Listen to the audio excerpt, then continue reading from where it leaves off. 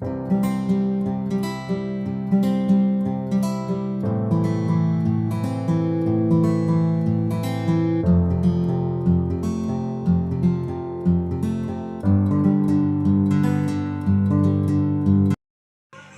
மீன் வறுவல் செய்கிறதுக்கு தேவையான பொருள் என்னென்னு பார்க்கலாம் வாங்க. நான் இன்றைக்கி 1/4 கிலோ நெத்திலி மீன் தான் எடுத்து நல்லா வாஷ் பண்ணிவிட்டு வச்சுருக்கேங்க.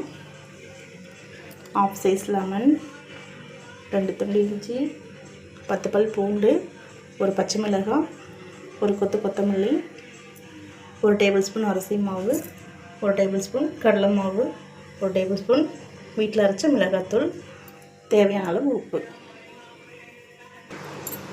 நம்ம மசாலா ஃபஸ்ட்டு ரெடி பண்ணிக்கலாங்க. எடுத்து வச்சுருந்த இஞ்சி பூண்டு பேஸ்ட்டு போட்டுக்கலாம். மிக்ஸி ஜாரில் பச்சை மிளகாவும் போட்டுக்கலாங்க.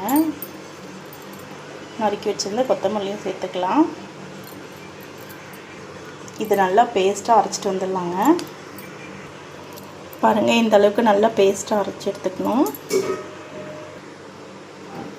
இந்த மீனில் மசாலாலாம் கலந்துக்கலாங்க. நான் எடுத்து வச்சுருந்த வீட்டில் அரைச்ச மிளகாத்தூள்,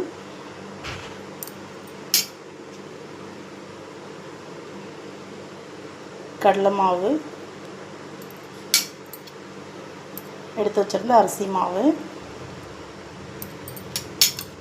தேவையான அளவு உப்பு,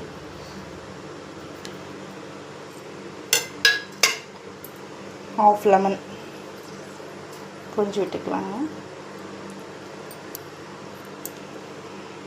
ஹாஃப் லெமனில் நான் கொஞ்சம் தான் புழிஞ்சு விட்டுருக்கேன், ரொம்ப புளிப்பு வேண்டாம். நம்ம அரைச்சி வச்சுருந்த மசாலாவும் இது கூட சேர்த்து நல்லா மிக்ஸ் பண்ணிக்கலாம். பாருங்கள், மசாலாலாம் மீனோட இந்த அளவுக்கு ஒட்டி வர மாதிரி நல்லா பிசைஞ்சு விட்டுக்கோங்க.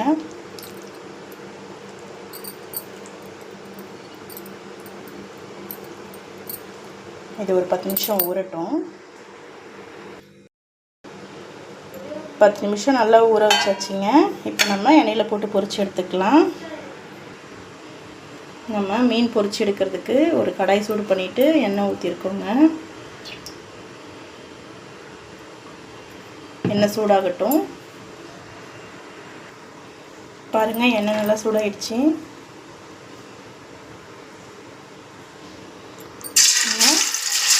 பொரிச்சு வச்சுருந்த மீனை நம்ம போட்டு பொரிச்சு எடுத்துக்கலாம்.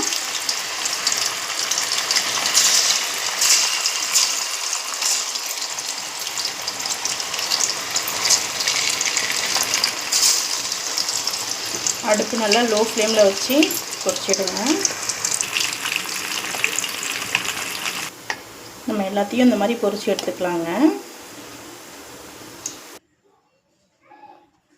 நெத்திலி ஃப்ரை ரெடி ஆகிடுச்சிங்க. நான் இன்றைக்கி பழைய கஞ்சிக்கு தான் சைட் டிஷ்ஷாக தொட்டுக்க போகிறேங்க.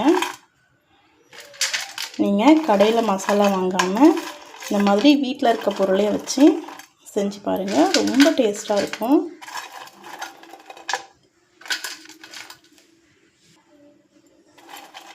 இந்த மாதிரி செஞ்சிங்கன்னா ரொம்ப டிஃப்ரெண்ட் டேஸ்ட்டாகவும் இருக்கும்.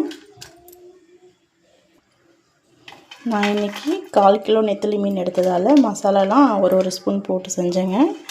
நீங்கள் எவ்வளோ மீன் எடுத்துக்கிறீங்களோ அதுக்கேற்ற மாதிரி அளவு. பாருங்கள், சூப்பராக நெத்திலி மீன் வறுவல் ரெடி ஆகிடுச்சிங்க. இது வந்து ரசம் சாதம், சாம்பார் சாதம் எல்லாத்துக்கும் சைட் டிஷ்ஷாக வச்சுக்கலாங்க. இந்த ஸ்டைலில் செய்யுங்க, ரொம்ப டேஸ்ட்டாக இருக்குங்க. இந்த வீடியோ உங்களுக்கு பிடிச்சிருந்ததுன்னா லைக் பண்ணுங்கள், சப்ஸ்கிரைப் பண்ணுங்கள். ஓகே ஃப்ரெண்ட்ஸ், தேங்க்யூ ஃபார் வாட்சிங். பாய்.